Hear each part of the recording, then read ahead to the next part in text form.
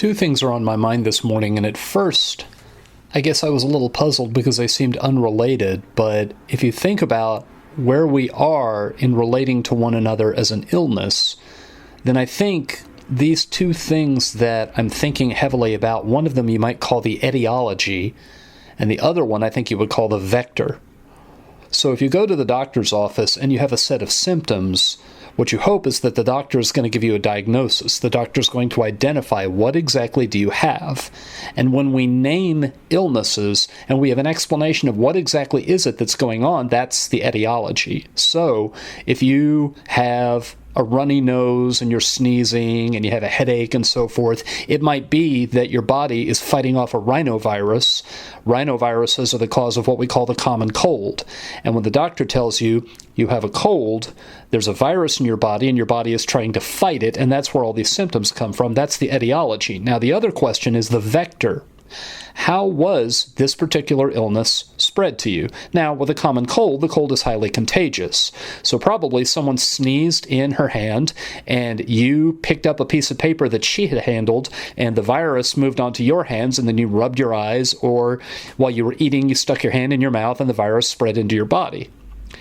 If you are diagnosed with cancer, then the vector is very unlikely to have been contagion because cancer is not contagious. It has different vectors. You have a certain genetic predisposition to be at risk of cancer, and then there are environmental triggers. There are carcinogens, and if you're exposed to carcinogens, then your body's cells might stop shutting down. They might not trigger the cellular process that kills them off when their life cycle has ended, and then they grow out of control, and then you have cancer. This is kind of a grim beginning for this conversation, but the point is that the vector for cancer is very different from the vector for the common cold. With cancer, if you live near a toxic waste dump, it may be that a lot of people in your neighborhood will wind up with cancer because the triggering event that causes that illness is delivered through that vector, through the leaking of chemicals into your water supply or however else it gets to you. Maybe it goes vapor and it gets into the air and you breathe it. But if it's the common cold, then during the winter, when people are inside more, then people are likely to touch more surfaces that other people can then touch, which is why we think that the common cold is something that you get when the weather's cold, when actually the ambient temperature of the weather has very little to do with it. It just limits how much we want to go outside, so it means we're around one another more. At any rate, the two thoughts I had this week, one of them I think you could call the etiology, and the other one I think you could call the vector. So to begin with etiology, the mental picture I got of where I think we are politically and more generally in terms of civic life, because not all of civic life is political. There are big parts of civic life that are nonpartisan, ideally. But they're not nonpartisan when we're as polarized as we currently are, when we're as alienated as we currently are. I got a mental picture of a family, one of those dysfunctional families that authors and movie makers like to go to town to depict, but even they can't keep up with real life. One of those families that has a history of betrayal and broken trust, and in particular, one of those families where at least one member, but possibly multiple members, are spiraling downward in addiction. Maybe they have been high functioning and maybe they have managed their addiction for a long time, but it's reached the tipping point and they're becoming increasingly self-destructive and having a harder and harder time covering up exactly what they're doing to themselves. The heartbreaking thing is where families like this exist, and especially when addiction is one of the driving forces behind this kind of family dysfunction, you can say anything you want, and you can yell as loudly as you want about the danger, about the impending destruction of whatever that addictive behavior is, whether it's substance abuse, whether it is serial infidelity, whether it's gambling, whether it's shopping. You can say anything you like about how urgent it is to break that pattern. But very often within that family, the patterns of distrust, the habit of distrust, the reflex really of not trusting one another comes first. It gets there ahead of your message, and it makes people completely immune to hearing what it is you're saying. And I think that there are a whole lot of people who are addicted to whatever subset, whatever segment of political reporting and current events reporting they've been consuming. So they have a well-established angry knot of outrage and resentment and grievance, and they go back to the same reporters and commentators to have that sense of grievance inflamed. And then they pour all of that exasperation into acting out against their enemies, and then they repeat the cycle. And they get angrier and angrier and angrier and hope that this will be the time that they see justice. This will be the time that they see their enemies completely defeated, and then maybe all of these feelings will be consummated and they won't need them anymore. Maybe the rage will turn into joy as they see all these evil people get what they finally deserve. And that is the addictive cycle. And you can point out to them, that is weakening us as a nation. It makes no sense for us to talk about patriotism if we're going to behave this way, and if we are going to effectively cut our own throat as a nation. And you can say, it's got so far out of control, it has to burn out eventually, but it's just like talking to people who are in the downward spiral of addiction. And they've already wrapped themselves up from past perceived betrayal in distrust. And so they're not going to hear what you say. And the idea that people who are addicted have to hit bottom, and after they hit bottom, they can finally do something about it, well, that's one narrative out of many, and I am told by people who work with substance abuse cases that that's largely a myth. That's largely something that we find satisfying to work into the story, but a lot of times it doesn't work that way, and people continue even beyond the point where they supposedly hit bottom. Now, I hope that's not going to happen when it comes to the citizenry of the United States and their consumption of current events, that they're going to continue to pursue it in this destructive fashion, past hitting bottom to complete destruction. But you can't rule it out. You can't comfort yourself by saying at some point it has to be self-correcting.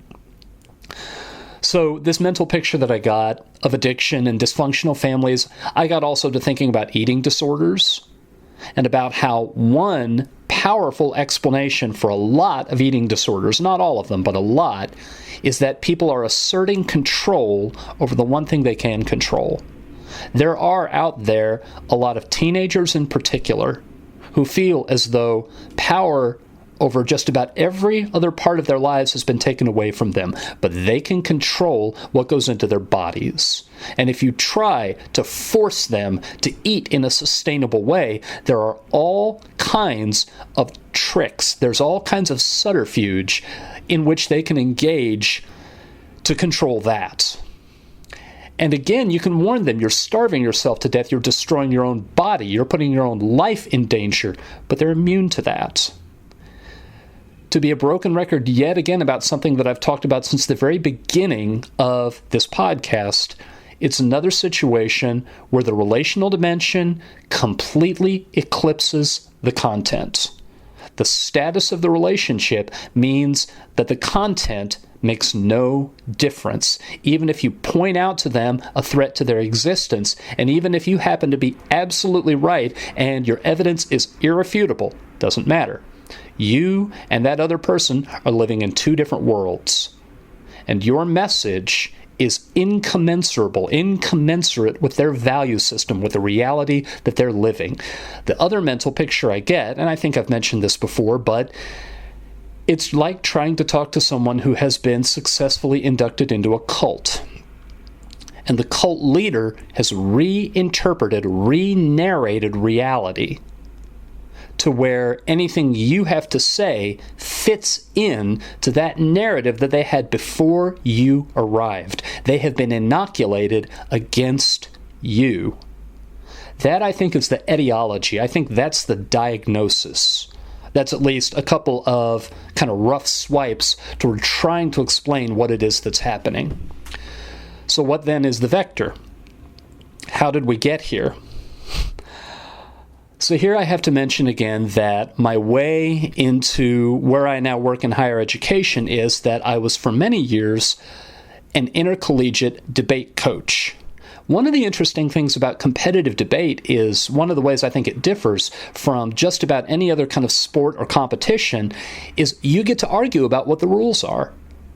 If you're playing basketball, you don't get to argue that traveling shouldn't exist, that certain fouls shouldn't be fouls. I mean, you can try, but a good referee who's confident in what she's doing is going to enforce the rules as they are written down in the rule book, and any actual deliberation over what that rule should be, that's carried out by the appropriate bodies, usually between seasons. But in debate, in every individual debate, you can make the argument that a rule should not be a rule, and if the judge thinks that your reasoning is good, or at least is better than the reasoning of your opponent, then any rule, up to and including the time limits, can be set aside.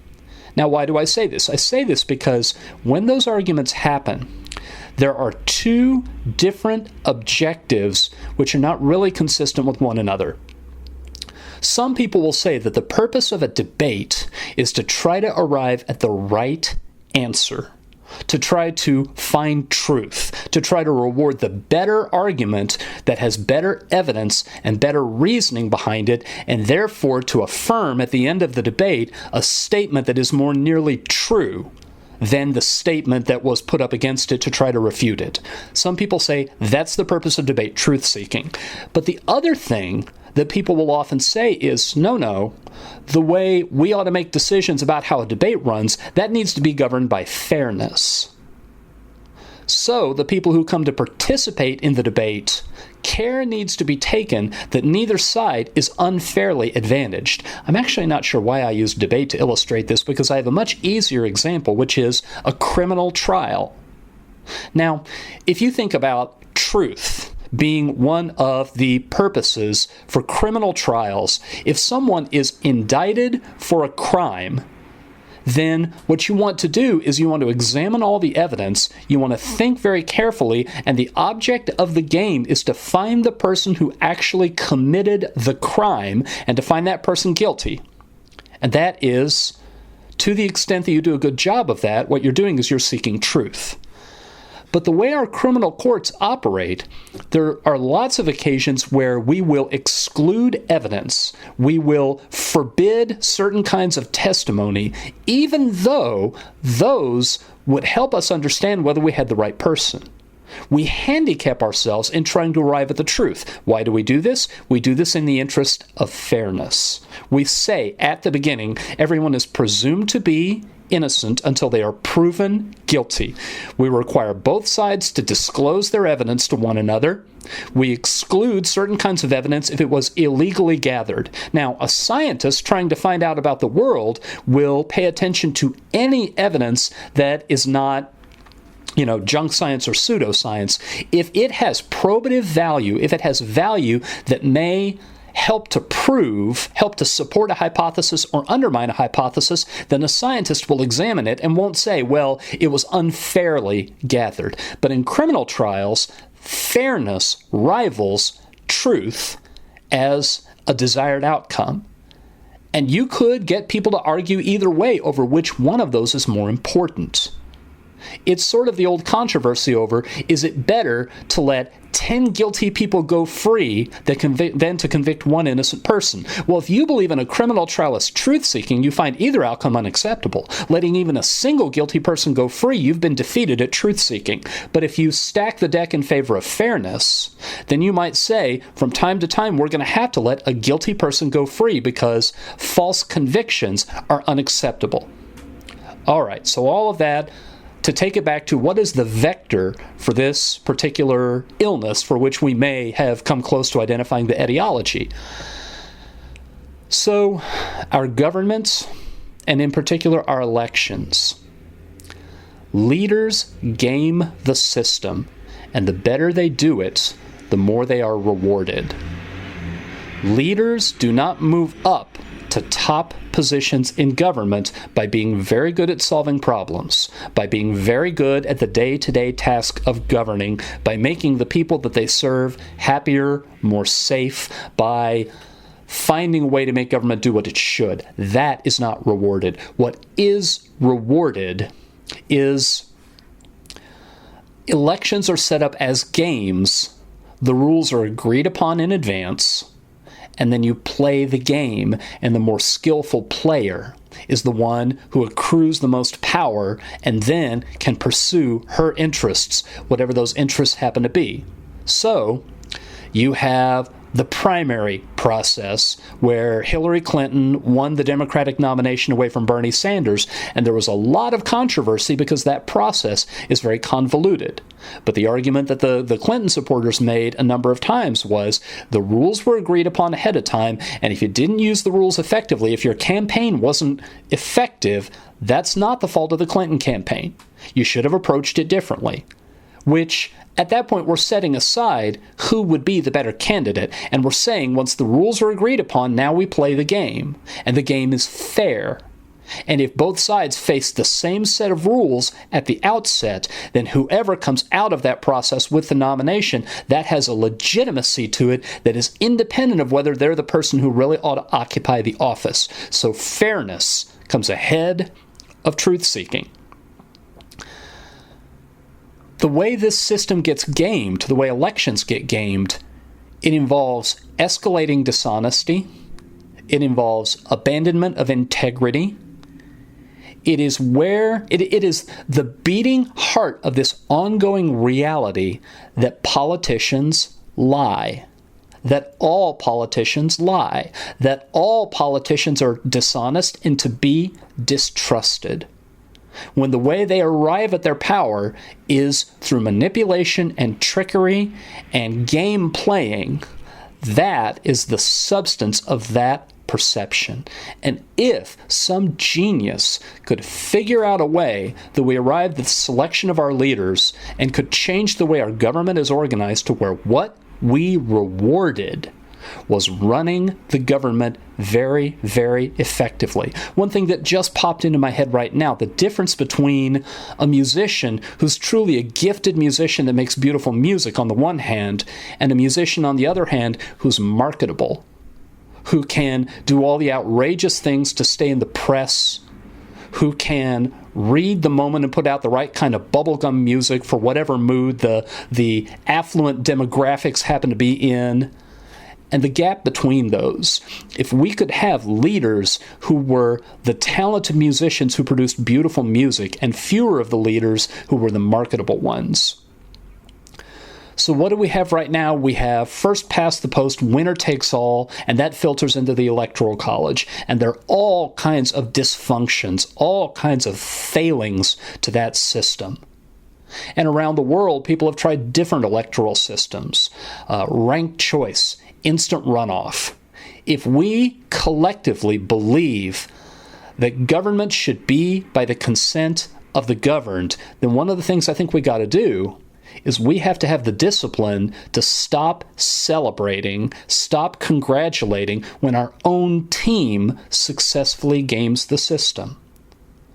But the problem is when you've been fed a diet of messages, and when you have been invited into a narrative that's gone on for half a century or more, in which the other people living in your country are dishonest and dangerous and can't be trusted, and they are an invasion, and they are an illness, and really what you want to see happen is you want to see them purged. It's not that you have disagreements with them and you think that there's more merit to your views, so you want to see your views win out. Instead, you want to see them completely excluded from power and you want a monopoly on power. I want to be optimistic and think that most people whose political views are different from mine don't see it that way. But from what I see, when I tune into the news, I think there are too many people who do see exactly that those liberals are their enemies. Not their neighbors who disagree, but their enemies. If we could get past that, and if a critical mass of the electorate could agree that the real problem we've got is structural. It's not about individual issues. It's structural.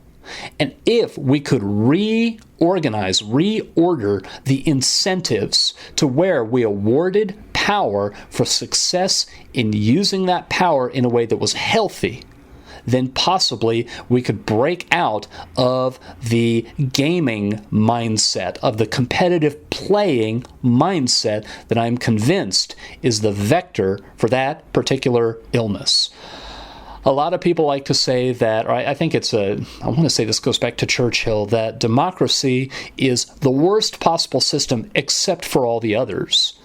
And yet you look back at the history of inventions and breakthroughs and innovations, and you have to think that maybe there is a different way, if we could think laterally, if we could not regard the status quo as just the way things are, if we could be skillful with our critical acumen and really imaginative, except that you can't be too loopy and you can't be too experimental because it's too important. It's like trying to be loopy and imaginative and experimental in the middle of brain surgery.